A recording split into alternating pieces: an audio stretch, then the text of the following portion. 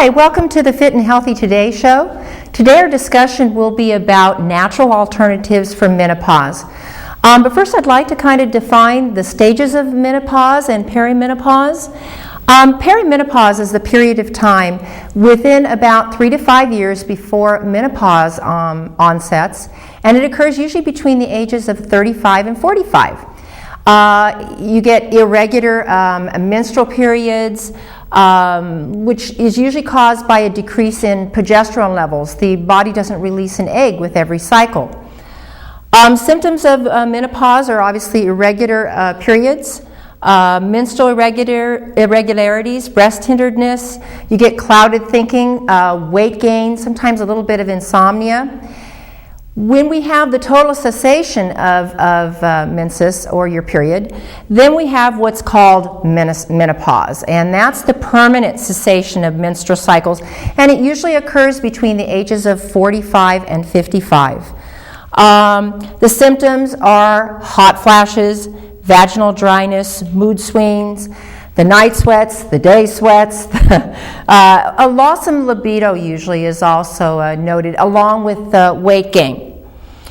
When we talk about the actual changes that occur with menopause, we're talking about very sometimes dramatic hormonal changes.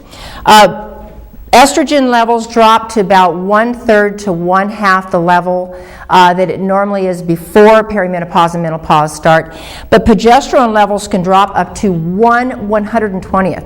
So you see a substantial decrease in the progesterone levels that can bring across some of these other symptoms as well. The best test that your physician can perform for menopause is saliva testing. Blood does not show progesterone accurately. It can show estrogens to some degree depending on where you're at in a particular cycle. But saliva performed at the proper time of the month is probably the best testing modality to use. When we're talking about these hormones, estrogens and progesterones, I'd like for you to understand the differences in different types of estrogens. There's over 24 different types of estrogens. The ones that we hear most of or that our physicians will discuss with us are estradiol, which can come in a synthetic form, or the body will manufacture it in fat cells or through the ovaries as well. Estradiol can convert into 2 different forms. One is carcinogenic, very strong cancer-causing estrogen. The other one is relatively mild, helps with vaginal prevention of vaginal thinning and vaginal excretions. Estrone is one of the strongest estrogens that the body utilizes, and we produce just a minute amount of it. Extremely strong, can be very cancer-causing if left uncontrolled. It is once again produced by the liver and the fat cells. The estrogen that's most predominantly found in the body is called estriol. 60 to 70% of the estrogens produced by the body are this form. It's an extremely anti-cancer form, very Mayo Clinic researched. Suzanne Summers discusses it in her book that she says when she discusses bioidentical hormones. Then we have a classification of estrogens that are estrogen mimickers called xenoestrogens. And those are mostly found from petrochemical fuel oils, pesticides. Dr. John Lee, one of the foremost experts regarding hormone and hormone replacement therapy, natural alternatives particularly, discusses that some of these xenoestrogens can be up to 6 million times stronger than the estrogens produced by the body. So they cause immeasurable type of estrogen endometrial type of cellular growth. The function of estrogen, which is produced by the ovaries, the adrenal glands, and some in the fat cells as well, is to multiply and have the growth of these endometrial cells. When these are left unchecked, or you have what's called an estrogen dominance, then you end up with excessive amounts leading to PMS, endometriosis, fibroids, and eventually to cancer, being ovarian cancer, uterine cancer, and breast cancer as well. The other classification, or the other hormone that we see substantially decrease, as I noted, up to 1/120th is what it ends up being, is progesterone. Very well researched, once again, by the Mayo Clinic, Dr. John Lee, and other European and American studies. Natural progesterones, now mind you, there's a difference between progestins, which are synthetic progesterones found in prescription form, and natural progesterones. Natural progesterones, what they do is they help promote during pregnancy the healthy development of embryos and fetuses. They normalize blood sugar and clotting, whereas progestins, the synthetic form of progesterones, actually can increase the clotting factors and blood clots, whereas natural progesterones do not. They help, they're natural antidepressant and anti-anxiety. They protect against breast cancer and endometrial cancer. They're a precursor for other corticosteroid hormones, particularly having to do with adrenal function, cortisol. And they also help normalize and keep estrogens in balance. So if you have estrogens going out of control, but you have these progesterones that keep it in balance, then you don't end up with estrogens taking over and becoming endometriosis, cancers, fibroids. So when we see this dramatic drop in natural progesterone levels in the body, what we're finding is that the endometrial cells, the cancer cells, go out of control. So progesterone has been found to be, natural progesterones have been found to be very anti-cancer, despite the warning labels that the state of California make us put on the bottle, classifying natural progesterones as being the same as progestins. Okay. Now, I've got this a little covered up here, but estrogen dominance. Once again, we had discussed what are called unopposed estrogens. And when you do not have adequate amounts of progesterone, then you end up with these unopposed estrogens. We know that unopposed estrogens increase hypothyroidism, and it seems to be that we've had a massive, massive increase, at least I'm seeing at my stores, of hypothyroidism among women between their 30s and 50s. They'll come in and yet their blood work will show, and the blood work for thyroid is only about 25 to 35% accurate, but they come in with the symptoms of hypothyroidism, and oftentimes it can be linked to being progesterone deficient. We also see, too, that when we don't have adequate amounts of progesterone, we don't build new bone very well.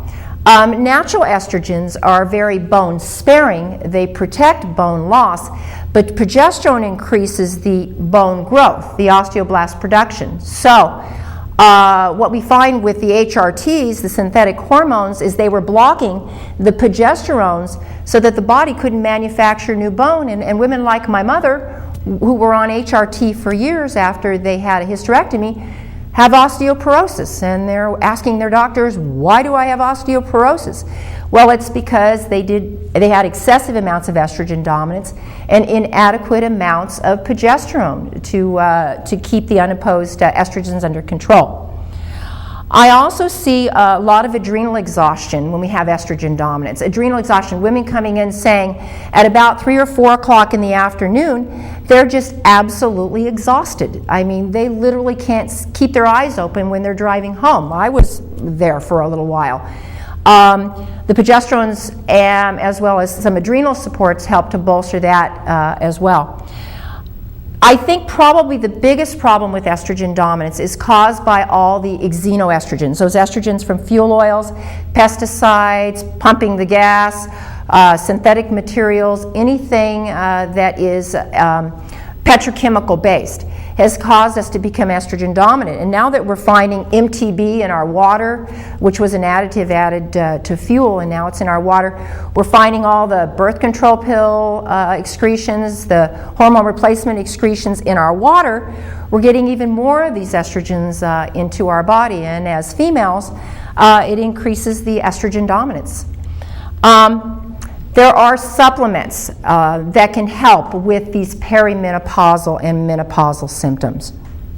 The ones I've seen probably that help the most in initial stages are going to be to try and stabilize the hormones in perimenopause. borage oil, evening primrose oil. These are what we call the good omega-6 fats that can help stabilize hormones. You can get some in organic or unsprayed nuts to keep the hormonals in balance, and that would include estrogens and progesterones. But there generally reaches a point when in perimenopause where you're not going to release an egg every single month, where the progesterone levels just fall. And you'll notice, in mood swings, tiredness, insomnia, what we had discussed before that comes about with perimenopause. And what I find, and what Dr. John Lee in a lot of his studies found, and he wrote a book called What Your Doctor May Not Tell You About Menopause. It's a very good book, and it's very science-based and anecdotal, his analysis of patients that he saw coming in his door. And what he found was when he added progesterone cream, 1/4 of a teaspoon twice a day, 14 days on, 14 days off for perimenopausal women, 21 days on, 7 days off for menopausal women, that the dramatic drop in hot flashes, inability to sleep, libido would increase with progesterone levels as well. And then we would see some of the hypothyroidism, the slowing down of the body temperature, the tiredness that you get with hypothyroidism would decrease as well. I think there's a really wonderful older study from 1981 performed by the Johns Hopkins University that showed a dramatic 540% rise in breast cancer and 1,000% increase in all other cancers when the levels of natural estrogens fell. These levels of natural estrogens are very protective. I mean, my gosh, when you're seeing this much of an increase in cancer, that's frightening for most women to think about. And once again, as we discussed before, synthetic progestins, which were found in Premarin, or also called Pravera, were not found to give these types of protections that were afforded with natural progesterones.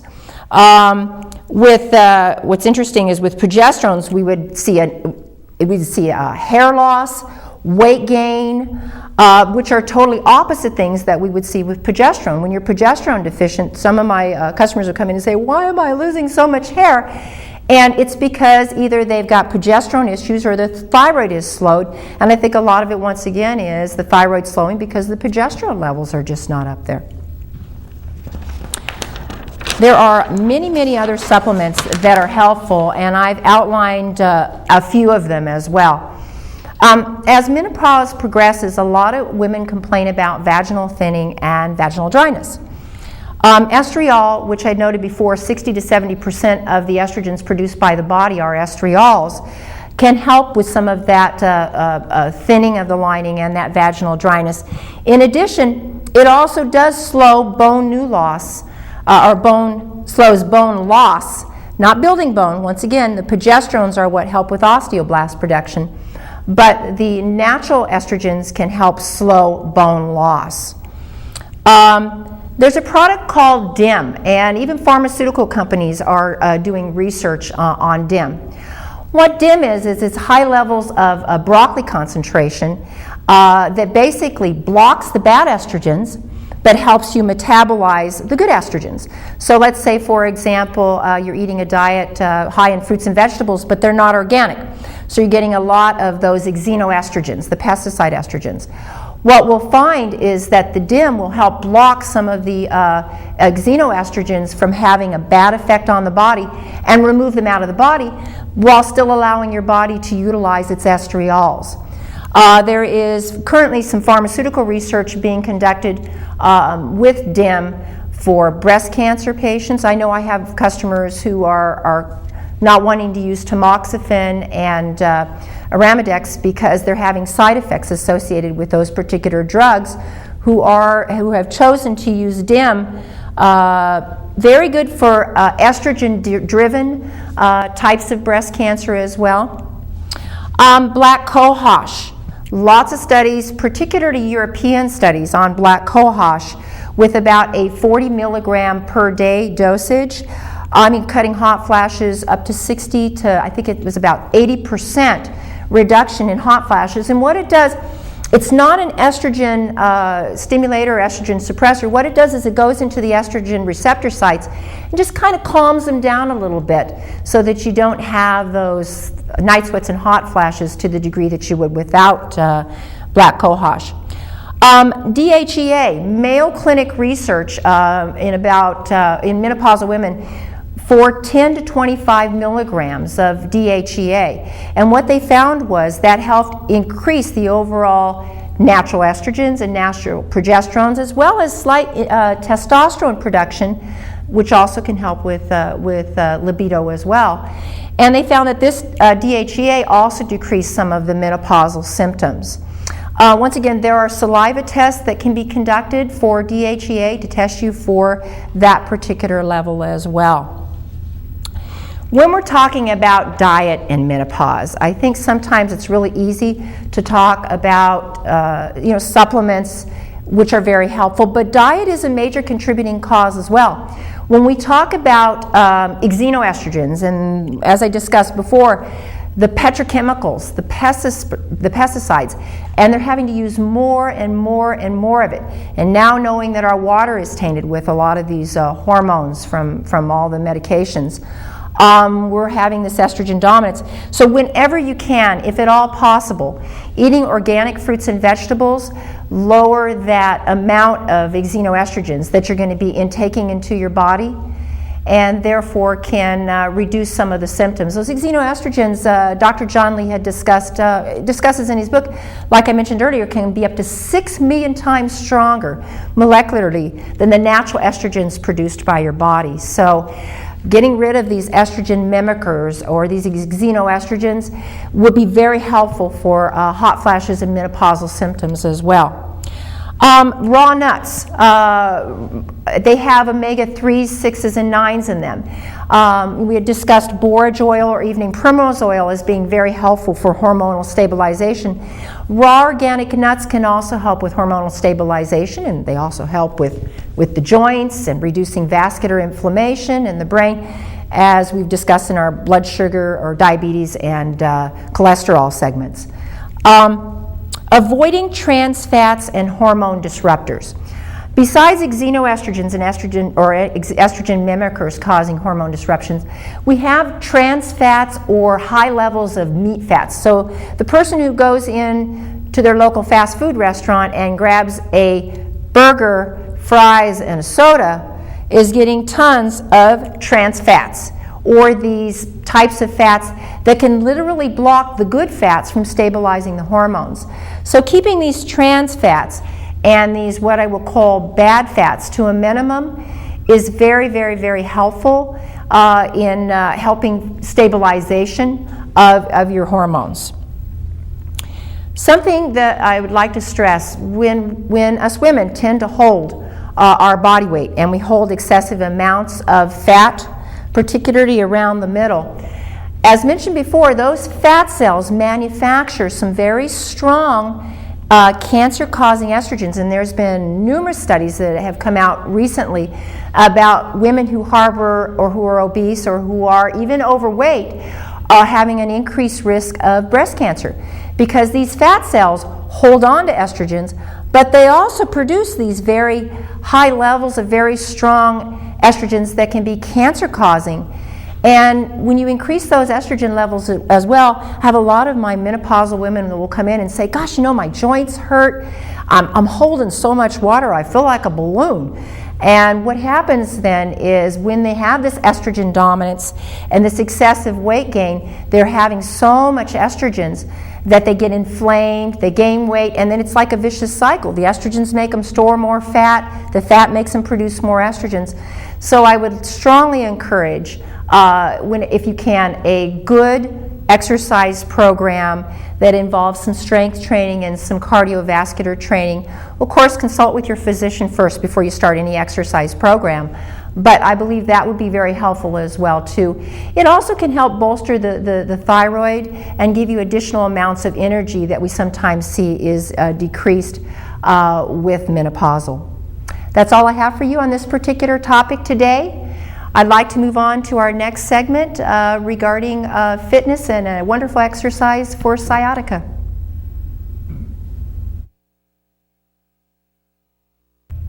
Hi, I'd like to show you an exercise that I think could be helpful for the most common pinch sciatica. Now, this is if you do not have a slip disc or any other abnormalities with your spine, which can be very, very helpful to reduce the pain and the impingement that sometimes takes place with a pinch sciatica, which tends to occur in the lower back area. What you do is you find yourself a nice flat wall, and here we have an invisible wall, and you get your legs in a 90-degree angle, okay? What I suggest then is you push up against the wall with one leg, so let's pretend this one's pushing up against the wall, and I'm going to use this hand and I'm going to resist and push back with the other one while I'm pushing. And I'm going to hold it for 30 seconds, and then I'm going to shift it back and hold that for 30 seconds while I'm pushing up against my wall and resisting. Doing that 2 to 3 times. If you do that a couple of days, I think you'll get some real relief from a standard pinch sciatica that's not related to slip disc or degenerative disc disease.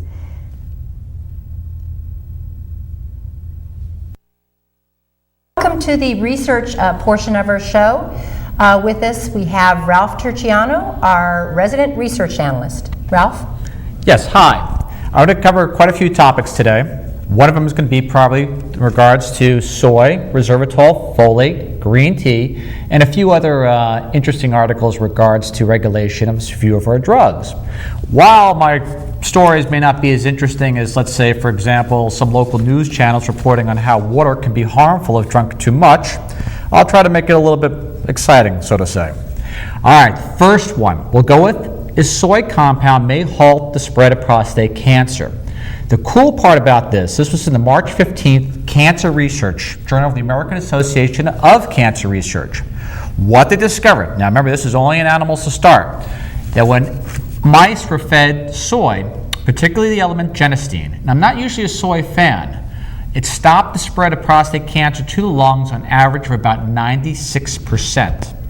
What the doctors also said, Dr. Bergen, who was the head researcher, stated that diet can affect cancer, and it doesn't do it by magic. So I like the fact that the medical community is beginning to recognize the importance of food and how it affects the biology. After that, another interesting article in regards to food, albeit grapes, sometimes people red wine, is one called resveratrol. And what they found with resveratrol, which is quite interesting, it created a situation called apoptosis. And what apoptosis is basically is it causes the cancer cells to commit suicide of their own, which is the main thing you look for a lot of times chemo and radiation. What they also discovered with resveratrol, I apologize for the pronunciation, is it protected normal healthy cells from the radiation treatments for cancer while eliminating those cancer cells. Now, this was primarily done with pancreatic cancer research. The doctors are really not recommending drinking red wine, but at least looking at resveratrol as an important supplement in a person's cancer treatment. They said it had no contraindications, and the doctor also, whose name is Ukunov, said, yet widespread interest in antioxidants, some physicians are concerned antioxidants may end up protecting tumors. They said there's little evidence to support this, and it's basically just a general fear, which is quite cool. After that, another article in mice, the United States probably has some of the healthiest mice on the planet, is folate in heart protection. What they discovered this. Now they gave these mice 10 milligrams of folate or folic acid, which is probably a lot considering the weight of a mouse.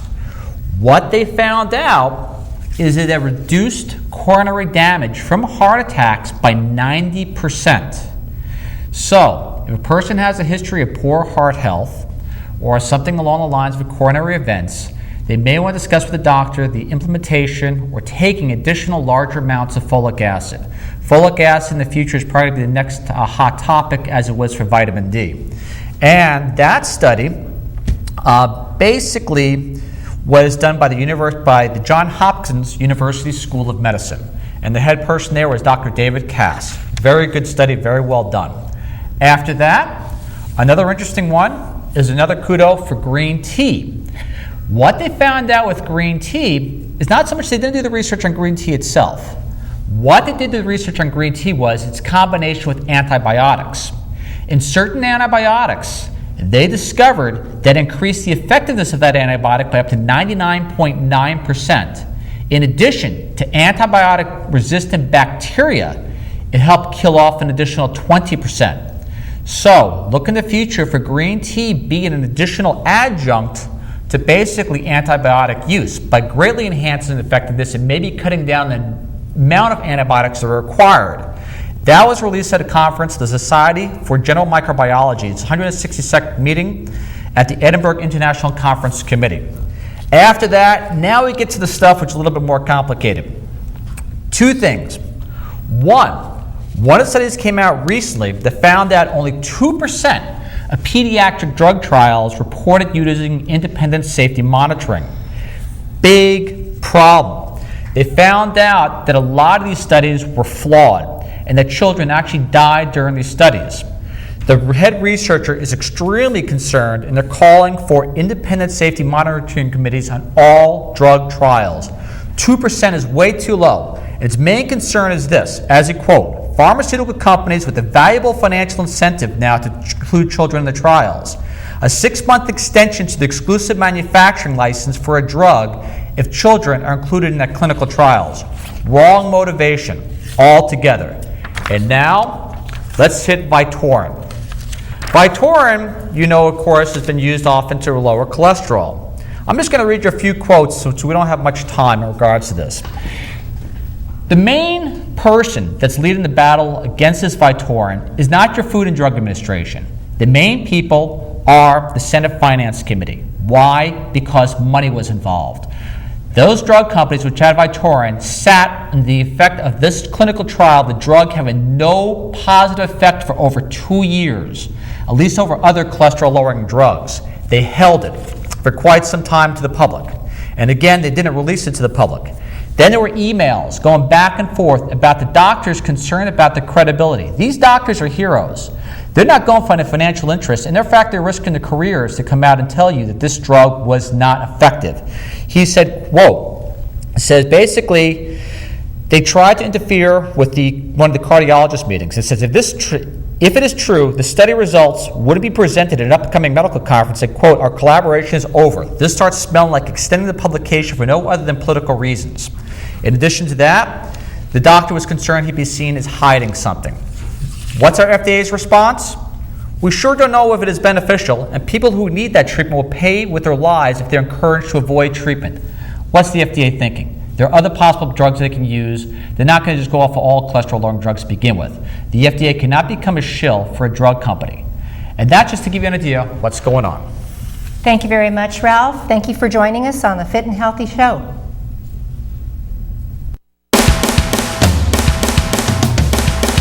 Do it.